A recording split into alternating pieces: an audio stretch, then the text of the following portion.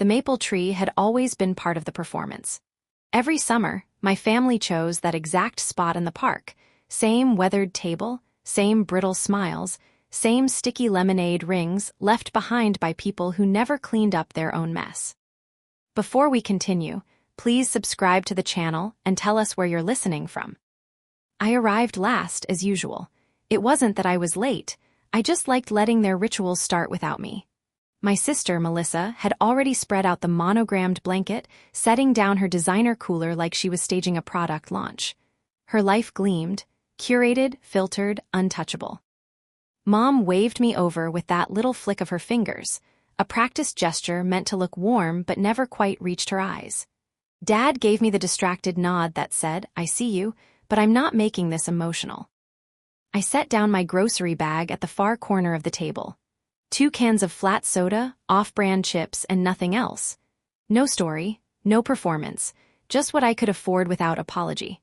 Melissa's cooler sparkled like a trophy next to it, and somehow, that contrast always made me feel like the punchline to a joke I hadn't agreed to.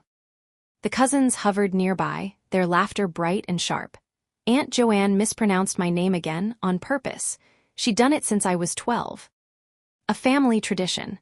The flavor of our togetherness was always the same, glossy, curated, and hollow. I endured the ritual with the numbness of someone who'd done it too many times. Comments floated like lazy wasps. "You never dress up, Lila. You should smile more." Some of us grow out of our little dramas. Mom laughed at all of it as if cruelty was part of the menu. Dad chuckled without listening. I'd built my quiet around their noise. That used to be the arrangement. They mocked, I ignored, and the weather held steady. Then Melissa raised her glass. She did this at every family event, pretending we were seconds away from vows and confetti. Crystal stemware glinted in her manicured hand. "A toast," she declared, locking eyes with me, "to the one who always shows up broke, discouraged, and still trying to be important." Laughter followed, not the kind that tickles, the kind that cuts. The kind people disguise as harmless because it rhymes with cruelty. I lifted my flimsy plastic cup of flat soda, mirroring her expensive pose. For 1 second, we looked like equals. I could have swallowed it, I could have let the joke slide. But something inside me clicked, cold, clean, surgical. "To the desperate one," I said, voice low but steady, "who just closed the account that was funding your rent." Silence fell like a snapped string. Somewhere behind us, a child started crying. A bird flapped out of a branch like it, too, knew something had broken. Melissa's smile cracked like thin glass. Mom's eyes flicked to Dad. Dad studied his drink as if the answer lived in its bubbles. I didn't repeat myself. I didn't explain. I just finished my soda and set the cup down. "I'll be heading out," I said. No one stopped me. That was the part that burned, not the toast, not the laughter. The way they let me walk away like I hadn't just detonated years of silence in their faces. Our family's favorite trick had always been pretending the obvious didn't exist. This time, I'd given them something they couldn't unhear. 8 days after the picnic, my phone buzzed with a text that looked familiar. Melissa never used greetings, just expectations. "Melissa, rent, can you send the usual 200? I stared at the message like it was a damp match. Once, that single line would have sent me spiraling, calculating my paycheck, my bills, my patience. This time I slipped on my shoes, stepped outside, and walked. The sun was soft on my shoulders, the kind of warmth that never asked for anything back. I bought myself lunch, read 2 chapters of a paperback I found in a charity bin, and let the message sit unanswered. Hours later, I typed 1 word. "Me, no." She called immediately. I let it ring out. Then came the next text. "Melissa, what do you mean no?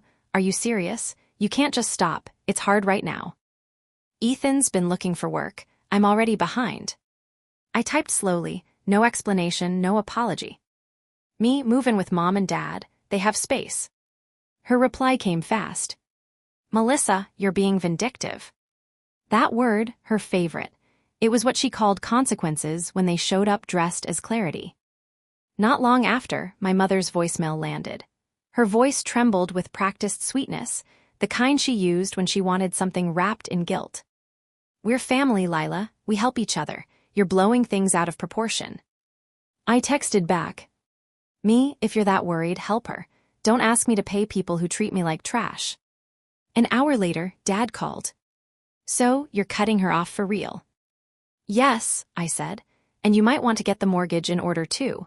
I won't be paying your $3,400 next month either." He laughed, small and disbelieving, the sound of a chair that's been pulled out from under someone. "You don't mean that." "I meant it the day under the maple tree," I said. "You just weren't listening." He hung up without another word. The week slid by with the tension of a tug-of-war rope. Melissa posted a photo of moving boxes with the caption, "New Beginnings." I knew exactly what those beginnings were: the end of her downtown view and the start of her old floral bedroom. Mom tried nostalgia next, an old photo of the family dog, her softest weapon. I responded with a heart emoji and nothing else. Rent day came and went. Melissa's texts were like the 5 stages of grief, except sped up and messy: bargaining, guilt, rage, spin, silence. "Melissa, if we get evicted, we'll move in with Mom and Dad. You'll have to see me every day." Me perfect, that's what I suggested. The silence that followed wasn't heavy. It fit around me like a sweater I didn't know would keep me warm. At night, lying on my couch in the dark, I listened to the hum of the fridge. The house felt different without the weight of scheduled transfers and unspoken obligations. I'd spent years trying to buy respect one bank transaction at a time. All I'd really bought was my own invisibility. When they stopped getting my yes, they finally started seeing me. When I said no, I thought the world would go quiet. It didn't. It just got louder, in new, desperate ways. First came the small things: missed calls, group chat silence, relatives suddenly forgetting to tag me in family posts. The silence was curated, weaponized, the kind of cold shoulder that still burned. Then came the wave. "Melissa, I can't believe you're doing this to me." "Melissa, you're punishing me for having a life." "Melissa, Ethan's trying. You know how hard it is right now." I ignored the first few.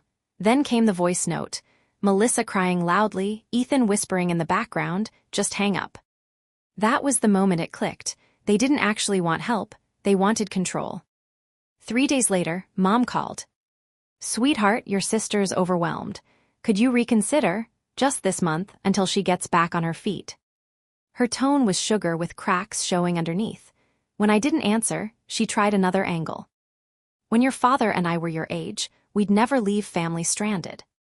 I almost laughed. When they were my age, their parents paid their mortgage, but I said nothing. Silence was a language they weren't fluent in yet. Then Dad called. "Lila, this has gone too far. You're turning your back on your family. Your sister said you're making her look like a failure." I let the silence stretch just long enough. "Maybe she's seeing herself clearly for the first time," I said.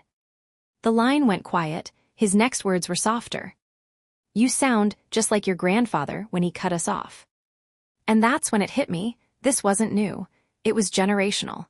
A cycle wrapped in obligation and guilt, handed down like heirlooms no one wanted. Later that day, I opened my banking app. A familiar line item stared back at me: mortgage payment, $3,400, Zelle residence, recurring. I'd been covering it automatically for 3 months. 3 months. Without a single thank you, without even acknowledgement. I clicked cancel recurring payment. A confirmation box popped up. "Are you sure?" I clicked yes. The sound of that click was cleaner than any apology they could have given me. A week later, fallout arrived like a storm. My cousin Jenny called out of nowhere. "Hey, Aunt Joanne said your parents' house might be in pre-foreclosure. Is that true?" They hadn't told anyone I'd been the one paying the bills. But when I stopped, the truth finally showed its face. Now everyone knew, and like clockwork they turned on me. Lila ruined everything. She embarrassed them. She's cruel. No one remembered the months I carried them in silence, because when I helped, I was invisible. When I stopped, I became the villain. At home, I moved through my days like a quiet earthquake. Melissa had moved back in with Mom and Dad. The house became a battlefield. She sulked, called it helping, and left bigger messes than when she was gone. Mom and she argued daily about groceries, pride, old grudges dressed as new ones. Dad hid in the garage, pretending to fix things that weren't broken. Ethan lasted 3 days before muttering, "I need space," and disappearing with his Xbox. Every time someone called with an update, I answered with the same 4 words. "I'm not getting involved." That sentence became my shield. Then one evening, Mom texted again, "Dinner, just to talk." I didn't believe her, but I went. I needed to look at the mess they'd built without my wallet holding it up. The house felt different, raw, stripped of its illusion. Unpaid bills scattered like fallen leaves across the counter. Melissa stayed upstairs. Dad stared at the salt shaker like it might solve their problems. Mom smiled too brightly. We made small talk until she leaned in. "We're in a tough spot, just for a little while. Could you help again?" No tears, no rage, just me, hands flat on the table. "You mocked me when I struggled," I said. "You joked about my worth. You took my money like it was owed. You didn't say thank you. You didn't ask if I was okay." Dad tried. "Family helps." "Exactly," I said. "I helped. You mistook that for obligation." I stood. "1 month from now, I'll host a picnic. I'll tell you then if I help again, or if this ends for good." Their eyes followed me to the door, measuring the new shape of me they didn't recognize. Outside, the air felt cool and alive. 1 month later, I returned to the maple tree. The same sunlight filtered through the leaves, the same table sat under the branches like a quiet witness. The difference was me. I wasn't arriving as their emergency fund this time. I was arriving as someone who had drawn a line. I parked far away so I could watch them arrive before I stepped out. Melissa was first, heels sinking into the grass, designer tote swinging like a shield. Mom followed with her signature painted smile, brittle and bright. Dad trailed behind, slow and uncertain, folding chair in hand like he wasn't sure if he'd been invited or sentenced. They expected an apology, or at least a negotiation. What they found was a plain wooden table, 4 bottles of water, 3 sandwiches wrapped in brown paper, and a neat stack of folders. No decorations, no fake warmth. Mom looked around, confused. "Where's the rest of it?" "No decorations," Melissa added, pulling down her sunglasses. "Last time you said we'd talk about helping again." "We will," I said. "Sit." They hesitated, but obeyed. Old habits. I stayed standing. The air pressed against us like something waiting to break. I slid the first folder across the table to Dad. "This one's for you." Then one to Mom. "Yours." And finally, one to Melissa. "Yours too." Inside each folder were printed job listings, local openings, contact numbers, and tips tailored to their skills. Nothing fancy, just doors they could open themselves. Melissa flipped hers open, confusion blooming into insult. "A warehouse? Are you serious? You think I'm going to work in a warehouse?" Mom's voice sharpened. "Lila, this is humiliating." Dad stared at his folder like if he looked long enough, it might disappear. I breathed once, slow and steady. "You asked for help, this is help." The silence wasn't empty, it was volcanic. "You think this is funny?" Melissa's voice cracked. "I came here hoping you'd stop being petty and just transfer the money." "You mocked me when I was broke," I said evenly. "You laughed while I paid your rent. Now you can laugh your way through a job interview." Her jaw tightened, Mom gasped, Dad muttered, "That's enough." But I wasn't done. For years, I thought helping meant rescuing. It doesn't. It means reminding people they can rescue themselves. Mom shot to her feet. "You're cruel. You don't understand what family means anymore." Melissa echoed it like a chorus. "You've changed." "I have," I said quietly, "and you'll have to catch up." Dad rose slowly, folding the paper in his hand like a flag he didn't want to raise. "This isn't what we wanted." "I know," I replied. "That's the point." They gathered their things, muttering as they walked away, car doors slamming in a chorus of denial. I stayed at the table, alone with the folders and the breeze shifting the leaves. For the first time, I didn't chase after them. I didn't justify, I didn't explain. The wind moved again, cool against my face. The maple tree rustled softly, as if it approved. That night, I went home expecting more messages: rage, guilt, theatrics. Instead, there was nothing, just stillness. The kind of quiet that meant something had cracked and couldn't be glued back the same way. The quiet after a storm isn't empty, it has weight. Days passed with no rage texts, no tearful voicemails, no financial reminders. The silence was strange at first, then it started to feel earned. A week after the picnic, my phone buzzed with an unfamiliar number. A message from the clinic down the street. "Hello, Miss Lila. We wanted to thank you for referring a new applicant, Melissa Zell. She started orientation this morning." I stared at the screen. My sister, Melissa, the one who'd called me cruel under the maple tree, she'd actually shown up. Maybe it wasn't gratitude. Maybe it was survival. Either way, it was movement. I didn't reply. I didn't need to. 2 days later, Dad called. His voice was quieter than I'd ever heard it.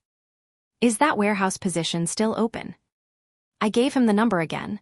He said thank you, no sarcasm, no lecture, just 2 plain words I'd waited years to hear. Then came Mom, no guilt trip this time, just a photo message, a kitchen schedule with her initials circled in pen, no caption. That was how I knew the picnic had worked, not as punishment, but as permission. Weeks passed like a slow exhale. My living room chair, the single one I'd placed in the center the day I said no, became a reminder. I added 3 more chairs one afternoon, not because they were coming over, but because I finally could. The quiet didn't sting anymore, it felt clean. Then, another message from Melissa.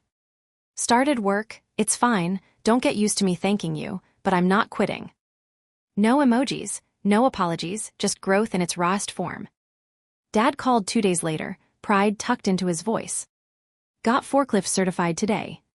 He didn't say thank you, he didn't need to, it was already in his tone. Mom sent a short email after that. "Working part-time at the prep kitchen, don't tell anyone yet." That was her version of vulnerability, quiet and private. One Saturday, I went back to the park. Same maple tree, same sunlight filtering through the leaves, different everything else. I sat alone with one sandwich, a bottle of water, and my journal. The same place where I'd once stood feeling invisible now held only me, and that was enough. Footsteps approached. "Hey, stranger." Melissa in scrubs, hair pulled back, grocery bag over her arm, no designer anything, just her, real. She sat down next to me. For a long moment, we said nothing. "You were right," she whispered finally, eyes on the grass. "We needed it, all of it." I didn't answer, I just nodded. Sometimes forgiveness doesn't need words, just air. That night, a photo popped up in my inbox. Dad, standing next to a new grill, a goofy, proud smile on his face. Bought it myself. That was all, and somehow it was everything. Months slipped into place quietly. No emergency calls, no guilt payments disguised as love, just space. Melissa posted pictures, not the glossy brunch kind. Real ones, a coffee on break, worn sneakers by her locker, a caption, "Tired but okay." Dad texted a photo of a forklift with the line, "First full paycheck, grill night soon." Mom sent a flyer for a food drive, not asking for money, she wrote, just sharing. For the first time, their messages weren't chains. They were threads, light, voluntary, human. One evening, Evan, my boyfriend, watched me cook and smiled. "You're lighter," he said, "less clenched." Maybe I finally exhaled. "Good," he grinned, then softer, "just don't build walls so high you never let anyone in again, not even me." It stung because it was true. Boundaries had saved me, but they'd also made me cautious. "I don't want to be the fixer anymore," I said. "Not for them, not for anyone." "Then don't," he replied simply. "Just let someone stand next to you." Sometimes healing doesn't arrive with thunder. It sits beside you quietly, like someone who doesn't need to fix a thing. 6 months later, I stood under the maple tree one last time before a trip Evan and I had planned. One-way tickets, no timeline. I whispered into the wind. "We're good now." The branches rustled like they heard me. I didn't need to prove anything. I didn't need to pay for love. I was no one's lifeline but my own. And that was enough. Freedom has a strange texture. At first, it feels like an echo, empty, uncertain. Then it starts to fill in, with air, with light, with quiet things you didn't notice before because you were always putting out someone else's fires. Weeks after the picnic, I started living differently. I woke up without checking my bank account in panic. My mornings weren't built on managing crises that weren't mine. It was unnervingly calm. But calm can be a mirror, and mirrors show everything. One morning, as I scrolled through my notifications, a message popped up from an unknown number. "We need to talk, Aunt Joanne." Of course, I knew it was only a matter of time before the extended family got involved. My no had caused ripples, and ripples in families like ours always turn into tribunals. We met at her favorite cafe. She arrived dressed like she was attending a verdict, not brunch, pearls, blazer, judgment packed neatly into every crease.